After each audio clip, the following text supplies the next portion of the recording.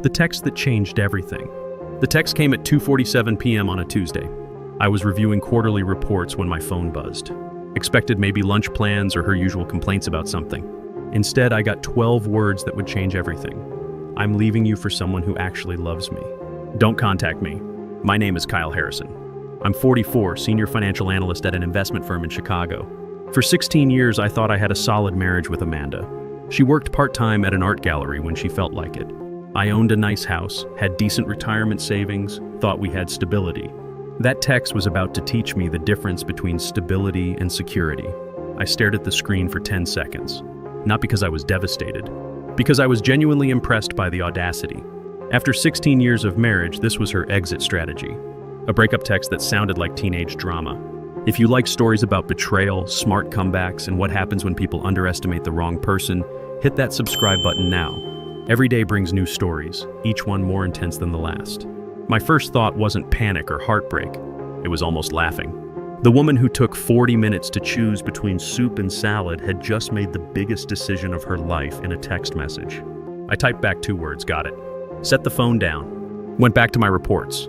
But my brain wasn't calculating projections anymore. It was running different numbers entirely. Amanda always thought I was the weak one in our relationship. Guy who did dishes without being asked. Remembered anniversaries she forgot. Apologized first even when she started the fight. She confused kindness with weakness. First mistake. Second mistake was assuming I'd fall apart without her. I worked until 6 like nothing happened. Answered emails. Had my meeting about the Peterson account. Grabbed coffee with Mike from accounting who mentioned his divorce lawyer was excellent. Funny how conversations take turns when you're actually listening. At 6:15 I was in my car making a phone call. Not to her, to someone useful. Morrison Legal, how can I help you? I need to speak with someone about divorce proceedings. Today. She didn't ask questions. Scheduled me for 7:30. Emergency consultation. Perfect timing. Driving home, I thought about our house. Technically our house. Legally different story. When we bought it 12 years ago, my credit was pristine. Hers was trash from maxed cards and missed payments. Every document had my name only. Mortgage, deed, insurance, utilities, all of it. She said it didn't matter because we were married. What's mine is yours, right? I agreed because I loved her. Never added her name because honestly I forgot.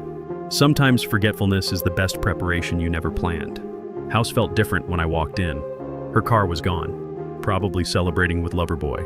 I poured 3 fingers of bourbon, sat in my leather chair. The one she always said made the room look unbalanced. Silence wasn't empty. It was clean. Phone buzzed with texts from her girlfriends. The ones who probably knew before I did. Are you okay? We're here for you. This must be devastating. Deleted every message. Their fake concern was insulting. At 7:25, I was sitting across from Greg Morrison, most ruthless divorce attorney in the city.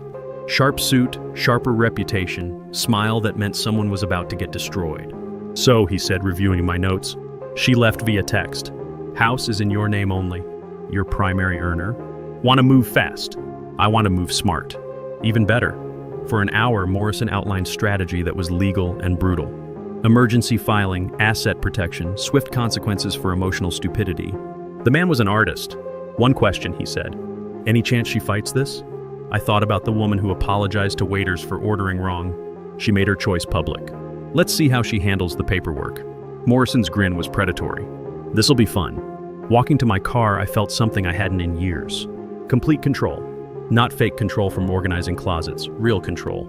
The kind from better information, better preparation, better instincts than everyone else involved. Amanda thought she was ending our marriage. She just handed me the pen. Wednesday morning hit different. Woke at 5:30 without an alarm. Mind was already 3 moves ahead. Coffee tasted better.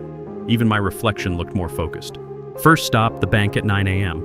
Joint account about to become less joint. I'd been sole contributor anyway since she decided to pursue passion projects instead of work. Branch manager Janet looked confused when I requested transferring everything to my personal account. Will Mrs. Harrison be joining us? Mrs. Harrison is exploring other arrangements. I'm securing mine. Smart woman didn't ask follow-ups.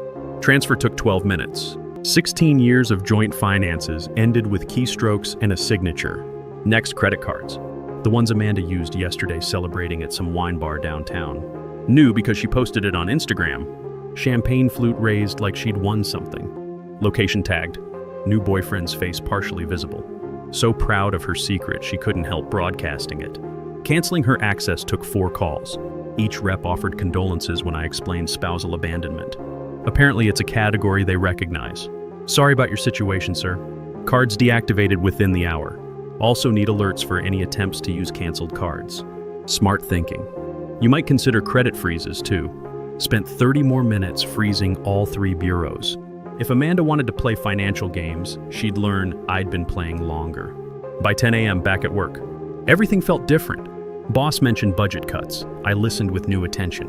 HR discussed retention strategies. I took notes. Lunch break, reconnaissance. Amanda's Instagram was self-incrimination masterclass. Last night's celebration dinner. Morning breakfast selfie at his apartment. Post captioned, "Finally living authentically," with 30 heart emojis. Comments were fascinating. Her friends posting, "You deserve happiness." His buddies asking, "Who's the new girl?" Her sister confused, "Wait, what? Call me." Most interesting comment from his ex-wife. "Good luck with that." Screenshot everything. Morrison said social media evidence was crucial for demonstrating reckless behavior and poor judgment. 2 p.m., phone started buzzing. Texts from Amanda, each more frantic. "We need to talk right now. You're being childish. This affects both of us. Answer your phone." Responded to exactly 1, all communication through my attorney. Greg Morrison at Morrison Legal. "He's expecting your call." Golden silence followed. Morrison called at 4:15 with updates better than hoped. "She contacted us. Wants reasonable arrangements and working this out like adults. Experiencing unexpected financial difficulties." "What kind?" "Kind that happens when credit cards get declined and bank accounts show 0. There's more. Researched her boyfriend. Trevor Walsh, divorced 18 months ago, paying $3,200 monthly in alimony and child support. 3 months behind on rent. Pieces falling faster than expected. Her true love was financial disaster in a nice suit. She'd chained herself to his sinking ship. That evening changed every password. Email, banking, streaming, security system, Wi-Fi. Each change felt like removing chains I hadn't realized I wore. House felt different. Not empty, spacious. Ordered pizza from Tony's, place she said was too greasy. Watched the game at full volume. Left beer bottle on coffee table without coasters. Small freedoms adding up to something larger. 10 p.m. heard her car in driveway. Still had a key. About to become least of her problems. Front door opened. Heels clicked on hardwood she'd insisted we install. Called my name with fake sweet voice that stopped working years ago. Found me reading in my chair. "We need to talk," she announced, standing like she owned the place. Looked up slowly. Designer clothes she couldn't afford. Jewelry probably from him. Makeup like a photo shoot. Someone playing dress up. "About what?" I asked. "About us. This situation. Handling this like adults instead of games." Closed my book deliberately. "You mean where you abandoned your marriage via text and now face consequences?" Confidence flickered. "You canceled my cards. Took money from our account. Protected my assets from someone who announced she was no longer part of my life. That's not how marriage works." Stood up slowly. "You're right. Marriage requires commitment, communication, respect. You provided none. So we're not operating under marriage rules anymore." First time in 16 years, Amanda was genuinely speechless. "Here's what happens," I continued. "You made your choice. Announced it to the world. Now you live with it completely." Look on her face was worth every year of her nonsense. Thursday morning brought moving truck sounds. She was going through with it. Packing belongings like grand romantic gesture instead of impulsive decision from someone who'd lost touch with reality. Watched from kitchen window. Trevor hovered with nervous energy, understanding what he'd gotten into. Kept checking phone, glancing at neighbors, enjoying free entertainment. Noon, she knocked. Not with key this time. Like a visitor. Detail told me everything about her changing perspective. Taking the bedroom set, she announced. "No, wedding gift. From my parents. They wrote the check to me. Bought with my money after you'd maxed your cards that year." Face went through expressions before settling on indignation. "Can't keep everything. Not keeping everything. Take what you brought into this marriage. Clothes, personal items, self-help books you never read." Trevor stepped forward, trying intimidation. My height, but softer. Probably hadn't been in real confrontation since high school. "Maybe we can work something out." "Be reasonable." Stared until he looked away. "Adults are talking." Amanda grabbed his arm when he started responding. "Told me who ran their relationship." "Fine, let him keep his furniture. We'll buy better." With what money, I wondered. Moving took 6 hours. 6 hours watching her pack pieces of life she'd thrown away via text. Her girlfriends showed up around hour 3. Same ones sending sympathy messages. None could make eye contact. Smart choice. 4 p.m., she was gone. House echoed differently. Good echo, honest. Clean. Friday brought phase 2, paperwork delivery. Recommending professional process server, Morrison said. Margaret Collins. Looks like librarian, moves like shark. When? His apartment around noon. Public service more effective with audience. Budget meeting when Morrison called with update. Delivered successfully. Wife answered in bathrobe at noon Friday. Trevor in background asking what happened. Neighbors got quite a show. How'd she react? Like someone discovering actions have consequences. Kept saying he wouldn't actually do this while holding divorce papers. That afternoon, phone exploded. Calls, texts, voicemails from Amanda, friends, her mother. Universal message was panic disguised as outrage. Mother's voicemail particularly entertaining. Don't know what's gotten into you, but this isn't how we raised you to treat family. Deleted without responding. Woman who raised daughter to abandon marriages via text had interesting family ideas. Weekend brought first cracks in Amanda and Trevor's romance. Saturday, vague Instagram story. Some people don't know how to fight for what matters. No pictures of Trevor, no location tags, none of the lovey content from earlier. Sunday. Trevor posted about unexpected complications and needing space. His buddies commenting, red flags everywhere, dude. Monday morning, blocked number call. You're destroying my life, Amanda said. Protecting mine. Trevor's having second thoughts. Says legal drama's too complicated. Smart man, this isn't funny. Have nowhere to go. Quit my job because I thought what? Found your sugar daddy? He'd take care of you like I did 16 years? Silence stretched almost a minute. We can fix this. Counseling. Work through this. Time for fixing was before you announced to the world you were leaving me for someone who actually loves you. I made a mistake. No, Amanda. Made a decision. Very deliberate, very public. Now live with consequences. Please. 16 years in that word. 16 years too late. Attorney will contact you about property division. All communication through him. Hung up. Blocked number. Tuesday brought news making Morrison laugh.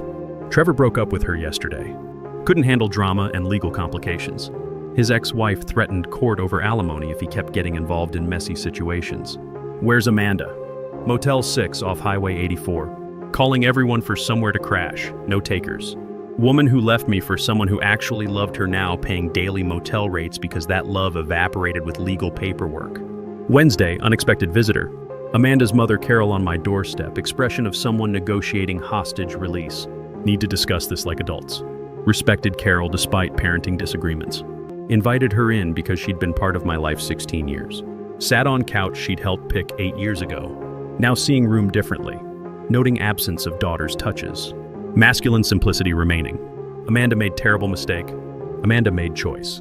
Very public, deliberate choice. She's my daughter. Scared and alone. She's 42-year-old woman who announced to world she was leaving husband for another man. That woman experiencing natural consequences. You've changed. Not the man she married. Right, not same man who'd apologize for things I didn't do. Accept disrespect for keeping peace. Pretend being doormat same as good husband. What's your end game? Rebuild life without someone who views commitment as optional. Wake up knowing whoever shares my bed actually chose to be there. Left 20 minutes later without accomplishing her mission. But what Amanda didn't know was that her consequences were just beginning. Thursday, most revealing development. Jennifer, Amanda's best friend since college, called. Surprising because they'd been inseparable 20 years. Amanda asked to stay with us. And? Said no. Been watching this train wreck months. She complained about you, flirted with Trevor, made plans behind your back. Told her she was reckless. She called me jealous and controlling. Why tell me? She showed up last night expecting sympathy and free housing. Said you were cruel for not letting her come home after her experiment didn't work. Audacity was breathtaking. Called her affair an experiment I should have waited for her to complete. Burning bridges faster than building them. Everyone's tired of drama. She's exhausting now. Friday, Amanda's finances deteriorated beyond comedy into crisis. Morrison's investigator thorough, trying to maintain lifestyle with hotels and restaurants. Maxed credit card in 3 days. Bank cut her off after overdraft attempts. Employment? Quit art gallery job 2 weeks ago. Pursuing new opportunities. Woman who left me for insufficient excitement quit her job chasing man who dumped her in 5 days. Strategic planning impressively terrible. Gets better. Applied for 3 personal loans yesterday. Denied for all. Credit score dropped 40 points this month. Tuesday afternoon, text from unknown number. Can we meet somewhere neutral to discuss rationally? Showed Morrison, who chuckled. Neutral territory. What's she think this is, ceasefire negotiation? My response, no response. She declared relationship over via text. Don't negotiate with people who've surrendered. Wednesday, confirmation. Amanda's support network collapsed. Another friend called, staying with Hendersons, but they asked her to leave after 2 days. Kept saying you ruined her life, she was real victim. Nobody wanted to hear it. Where now? Extended stay motels. Cheap ones by interstate. Woman who left for exciting life now researching weekly rates, unemployed, financially ruined, socially isolated. Grand romantic gesture transformed comfortable suburban wife into someone checking motel coupons. Thursday evening, most desperate development.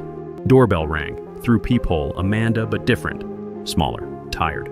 Defeated, open door, didn't invite in. No, I screwed up. One way to describe it. Asking for another chance. Real chance to fix what I broke. Had real chance, Amanda. 16 years of chances. Traded them for someone who couldn't handle being with you 1 week. Eyes filled with tears. Looked calculated. Performed. Where am I supposed to go? Question you should have asked before sending that text. Closed door. Outside, heard crying. Sounded like mourning death rather than someone who'd voluntarily walked away. Sound faded. Through window, watched her sit in rental sedan over an hour. Staring at house she'd abandoned, life she'd thrown away, man she'd underestimated. Finally drove into whatever remained of future she'd chosen. Friday morning, crisp autumn air signaling new beginnings. First peaceful breakfast in months when Morrison called. She filed counterpetition yesterday. Claims emotional distress, abandonment. Demanding half everything, legal grounds. Attorney arguing your sudden coldness and financial manipulation forced her to seek comfort elsewhere.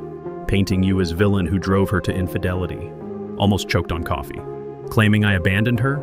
After she texted she was leaving? Her narrative.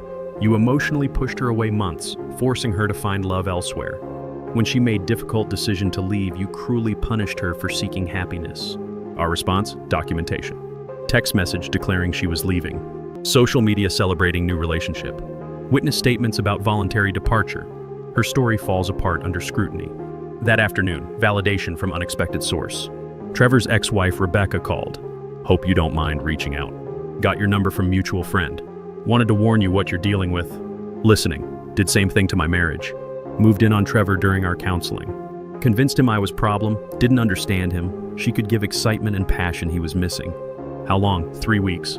Long enough to convince him to leave me, then disappeared when she realized he was broke paying me alimony. Pattern clear. I wasn't Amanda's first victim, just most recent target. Difference was I refused victim role. She's predator.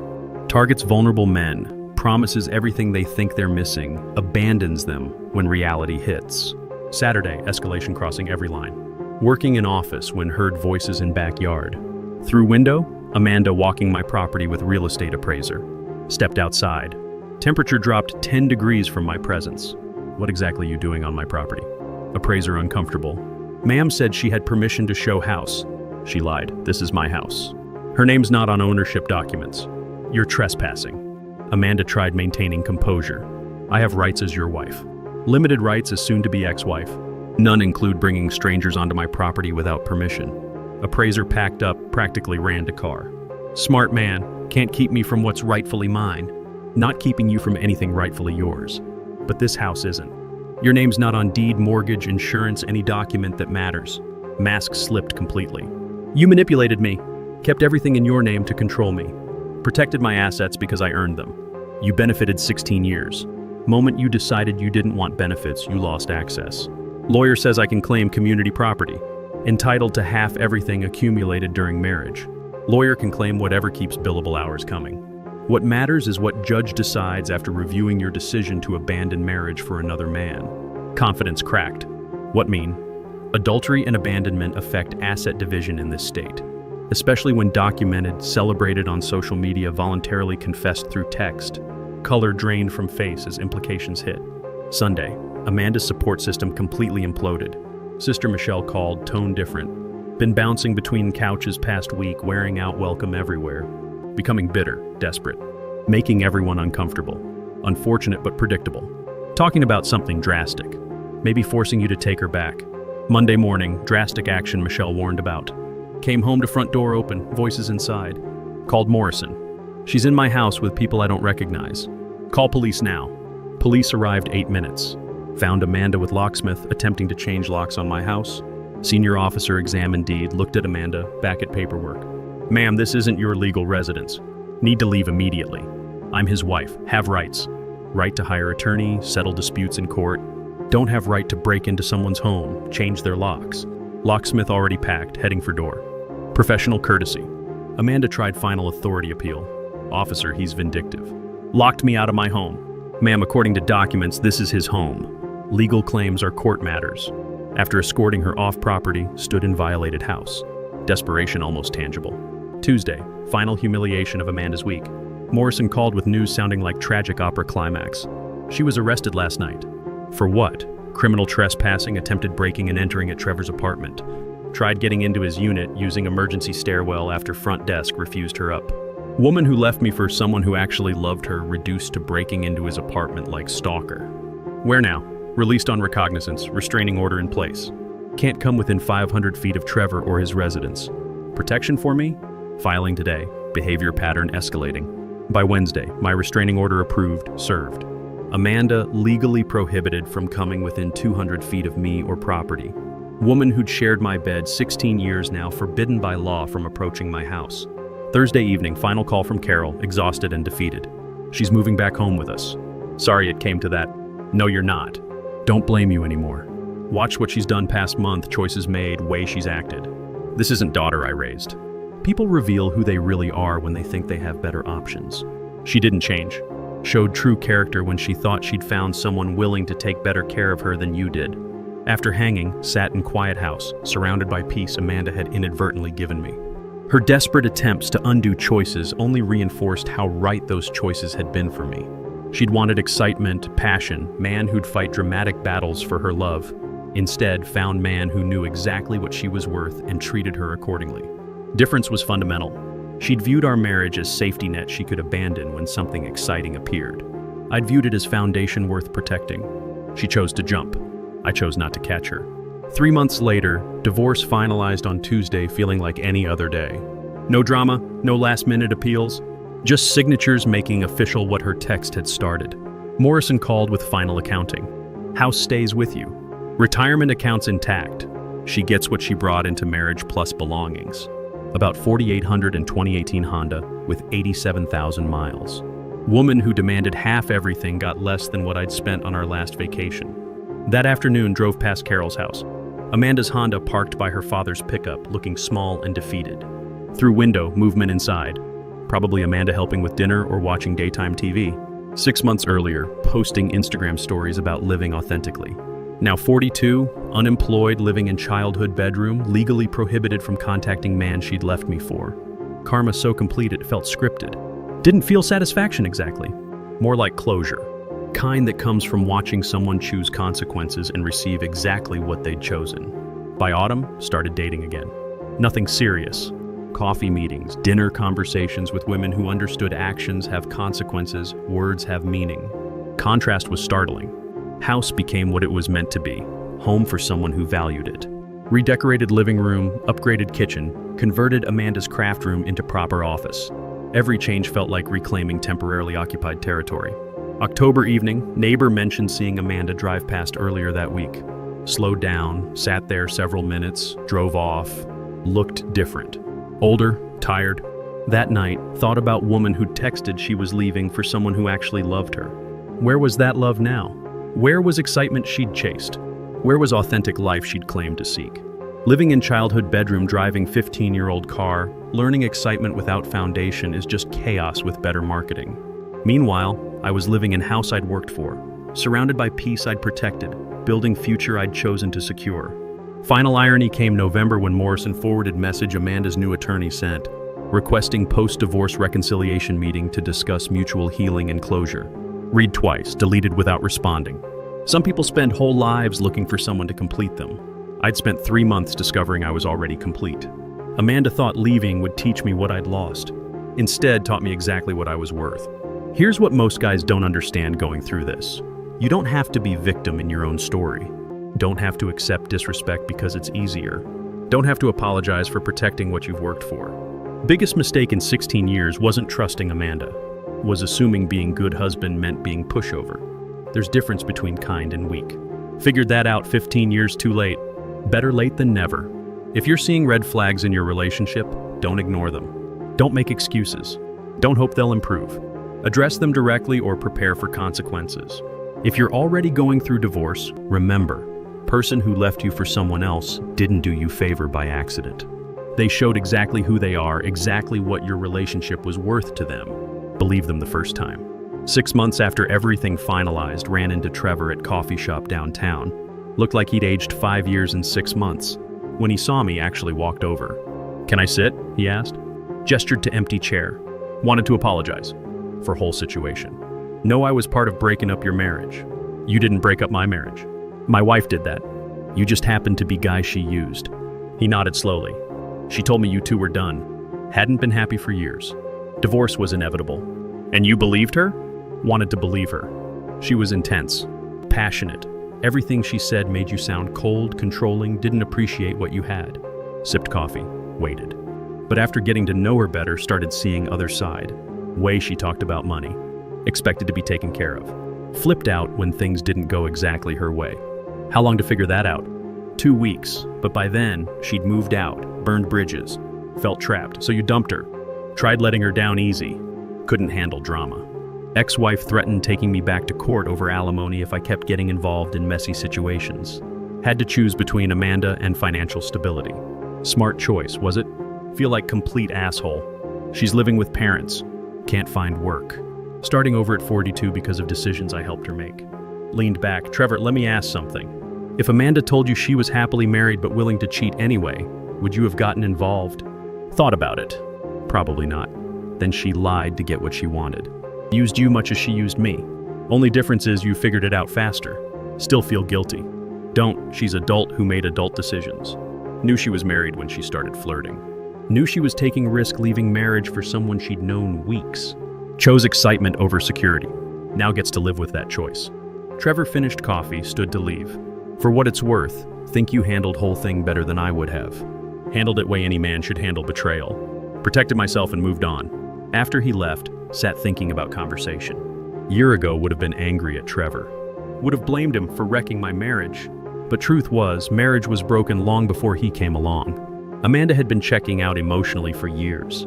Trevor was just excuse she used to make it official. Real lesson wasn't about infidelity or divorce or revenge. It was about self-respect. Knowing your worth, refusing to accept less than you deserve. Understanding sometimes kindest thing you can do is let someone experience full consequences of their choices. Amanda wanted to learn what life was like without me. I gave her exactly what she asked for. We're both better off for it. If you enjoyed this story about standing up for yourself and refusing to be taken advantage of, hit that like button and leave a comment letting me know what you think. If you haven't subscribed yet, subscribe and hit notification bell for new stories like this. Every story I share comes from real experiences about people who refuse to be victims in their own lives. Thanks for watching. See you in the next video.